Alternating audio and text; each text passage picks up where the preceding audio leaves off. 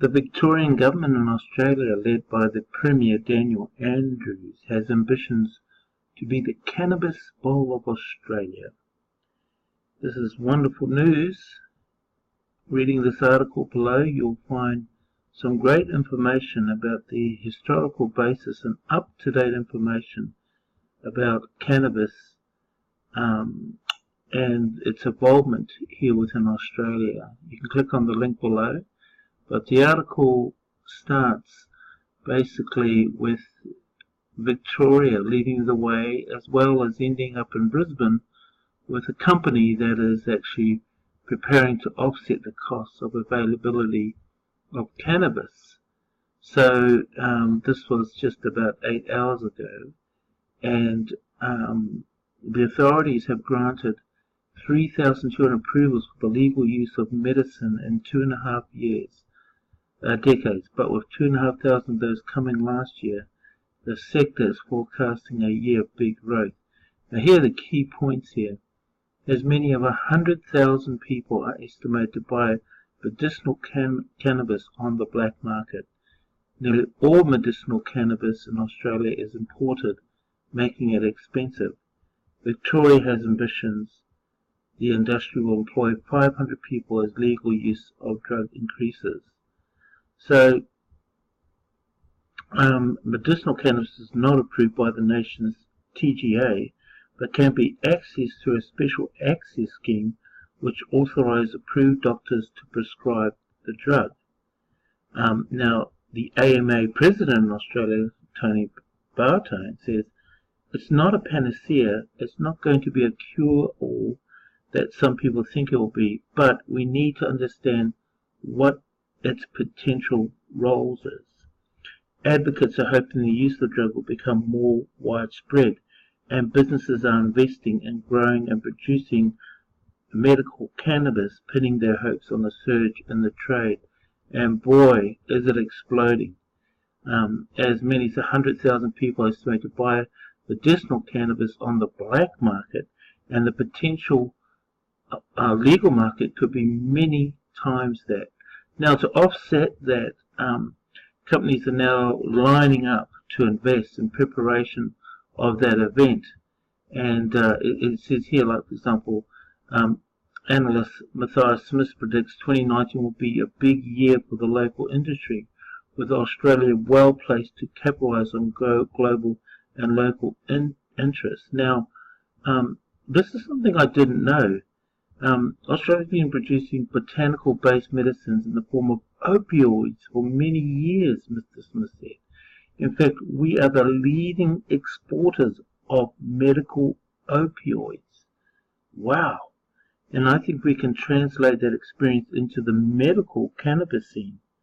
There are over 100,000 people in Australia currently using medical cannabis for genuine medical purposes. My personal view is that an underestimate of the potential market, which I think is probably more like 250,000 to 500,000 people. So let's have a look at these people involved. Can Group. Peter Crock said access to export markets was important while Australian regulations were still restricted and developed. We don't have enough demand locally, and it will be too difficult to set up a new industry with such a low patient base, he said, but it will change quicker with access to more product. That's why exports are so important. So this article covers really the overall current situation of what's happening here in Australia. This company here, supplying medical cannabis from Canadian source, has been set up in a facility in Brisbane. You may remember an ABC report which outlined that. It's built in a 160,000 square metre facility in Shepparton later this year, creating 65 jobs. Of course, that probably can't be drug dealers or marijuana users as such, so they'll have to be screened. The idea is that we will be able to manufacture, cultivate, and produce affordable medicines to the patients.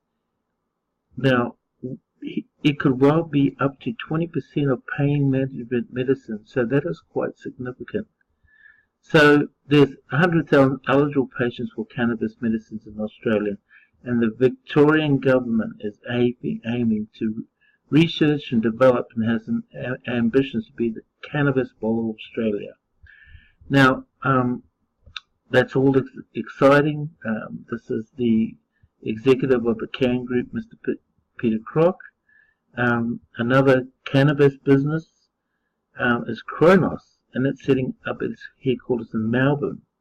So the Federal Health Minister Craig Hunt told Four Corners last year that Australian businesses would have to guarantee first access to Australian patients as a condition of an export license. Well, that makes sense.